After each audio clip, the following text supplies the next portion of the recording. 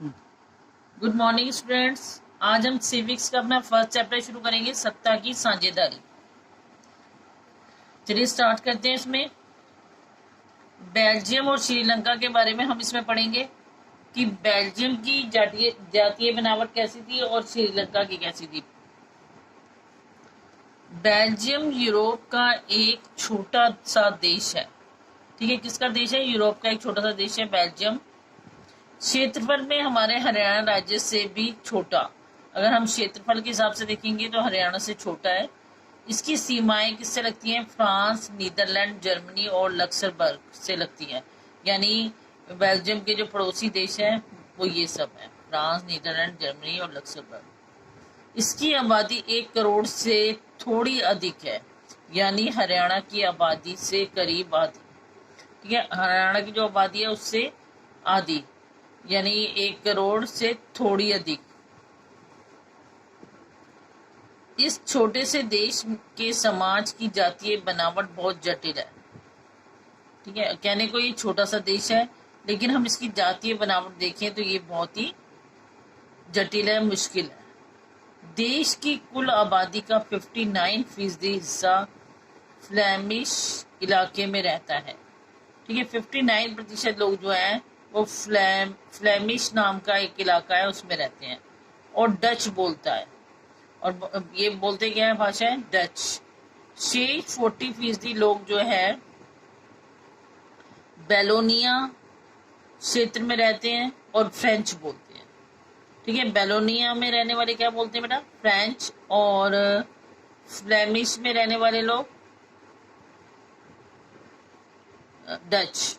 ठीक है, और वेलेनिया क्षेत्र में रहने वाले फ्रेंच।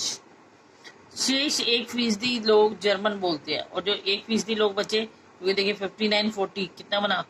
99। तो 1% लोग जो है वो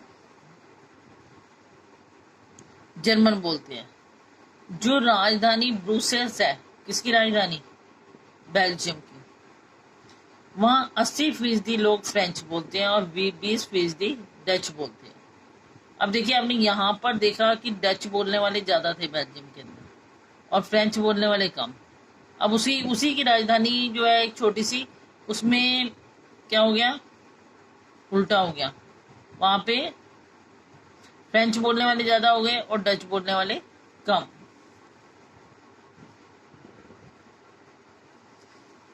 अल्पसंख्यक फ्रेंच भाषी लोग तुलनात्मक रूप से ज्यादा समृद्ध और ताकतवर रहे। अब वो कह रहे हैं कि फ्रेंच भाषी चाहे अल्पसंख्यक है, कम है, लेकिन अगर हम उसे पैसे के मामले में देखते हैं और ताकत के मामले में देखते हैं तो वो ज्यादा समृद्ध है। बहुत बाद में जाकर आर्थिक विकास और शिक्षा का लाभ पाने वाले डच भाषी लोगों को इस स्थिति से नाराजगी थी। इसके चलते 1950 और 1960 के दशक में फ्रेंच और डच बोलने वाले समूहों के बीच तनाव बढ़ने लगा। अब वो कह रहे हैं कि जो डच भाषी थे उन्हें बाद में थोड़ी स्वतंत्रता वगैरह मिली, बाद में वो सामने आगे आए, उनकी अकॉर्डिंग कम थे। तो इसलिए क्या था कि उन दोनों में तनाव सा चलता था। इन दोनों समुदायों के तनाव का सबसे तीखा रूप ब्रुसेल्स में दिखा। यह एक विशेष तरह की समस्या थी और सबसे ज्यादा जो इनका टकराव नजर आ रहा था डच बोलने वाले और फ्रेंच बोलने वालों में, वो ब्रुसेल्स के अंदर सबसे ज्यादा दिख रहा था। यह एक विशेष तरह की समस्या थी। डच बोलने वाले लोग संख्या के हिसाब से अपेक्षाकृत ज्यादा थे। अब डच बोलने वाले थे ज्यादा, लेकिन धन और समृद्धि के मामले में कमजोर और अल्पमत थे। अब डच बोलने वाले इतने समृद्ध नहीं थे। फ्रेंच बोलने वाले समृद्ध और ताकतवर, लेकिन डच बोलने वाले समृद्ध और ताकतवर नहीं थे। आइए इस स्थिति की तुलना एक और देश से करें। श्रीलंका एक द्वीपीय देश है। ठीक है, अब हमने अभी तक किसके बारे में पढ़ा? बेल्जियम के बारे में। अब हम किसके बारे में पढ़ने जा रहे हैं? श्रीलंका के बारे में। श्रीलंका एक द्वीपीय देश है जो तमिलनाडु के दक्षिणी तट से कुछ किलोमीटर की दूरी पर स्थित है।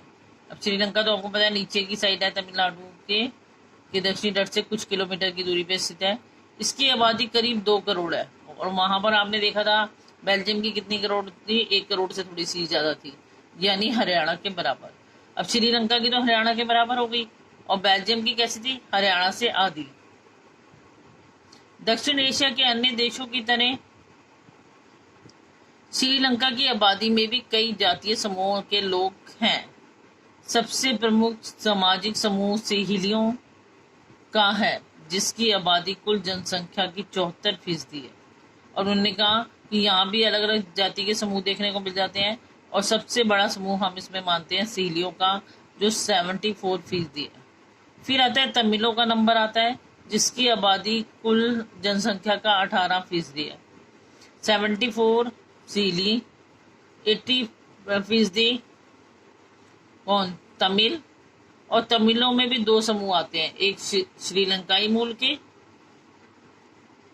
ठीक है, तमिल भी 2 तरह के वहां पे रहते हैं, एक श्रीलंकाई मूल के तमिल, और हिंदुस्तानी तमिल, जो औपनिवेशिक शासनकाल में बागानों में काम करने के लिए भारत से लाए गए लोगों की संतान है। ठीक है, एक उन्होंने बोला, और दूसरे हिंदुस्तानी तमिल, जो मतलब औपनिवेशिक शासनकाल में क्या होता था कि भारत से बहुत से लोगों को बंदी बनाकर या दास बनाकर ले जाते थे, और उनकी ही वो संतानें हैं जिन्हें हिंदुस्तानी तमिल के नाम से जाना जाता है। मौजूदा श्रीलंका के नक्शे पर गौर करें तो पाएंगे कि तमिल मुख्य रूप से उत्तर और पूर्वी प्रांतों में आबाद है। अधिकतर सिहिली भाषी लोग बौद्ध हैं, जबकि तमिल भाषी लोगों में कुछ हिंदू और कुछ मुसलमान। और उन्होंने कहा जितने भी हमारे सिहिली हैं, सिहिली भाषा बोलने वाले लोग हैं, वो बौद्ध धर्म को मानने वाले हैं, और तमिल में कुछ लोग मुसलमान भी हैं और कुछ लोग हिंदू भी हैं।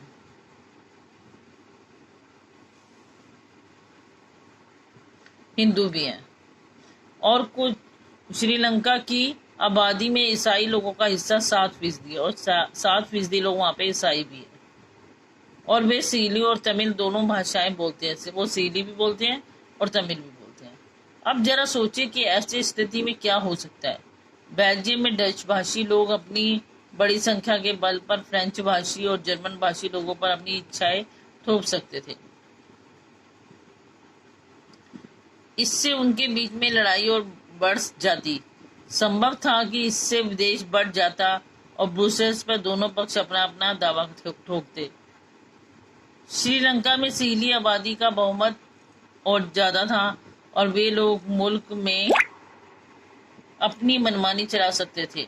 आइए अब यह देखें कि असल में दोनों देशों में क्या हुआ। अब वो कह रहे हैं कि जिस हिसाब से डच बोलने वाले लोग ज्यादा हैं, तो वो दूसरे लोगों पर अपना राज चला सकते हैं, और ऐसे और अपना दावा कर सकते हैं ब्रुसेल्स हमारा हमारा करके। और इसी तरीके से श्रीलंका में भी ऐसा कर सकते हैं सिहिली, क्योंकि उनकी आबादी ज्यादा है। लेकिन क्या हुआ था, दोनों ने क्या किया था, इस बात को अब हम आगे देखेंगे।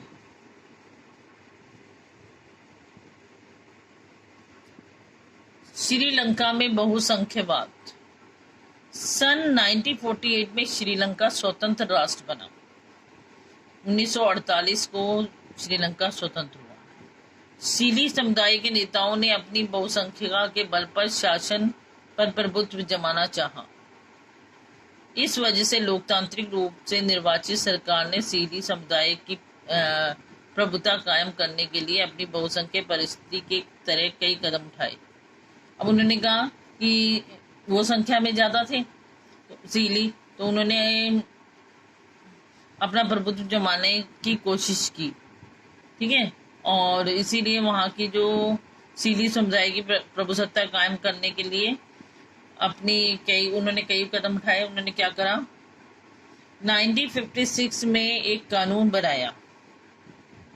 1956 में उन्होंने एक कानून बनाया, जिसके तहत तमिल को दरकिनार करके सिहिली को एकमात्र राजभाषा घोषित कर दिया।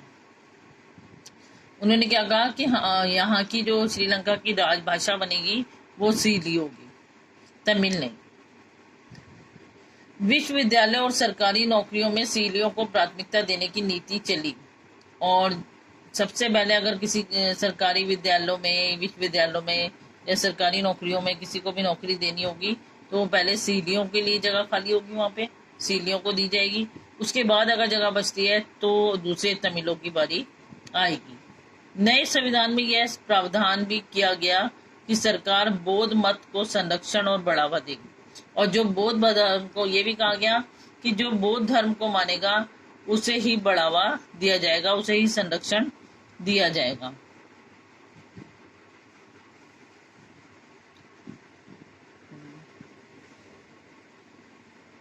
तो बेटा आज के लिए इतना ही। नेक्स्ट क्लास में इससे आगे करेंगे, इसे अच्छी तरह रीड कर लेंगे। थैंक्स।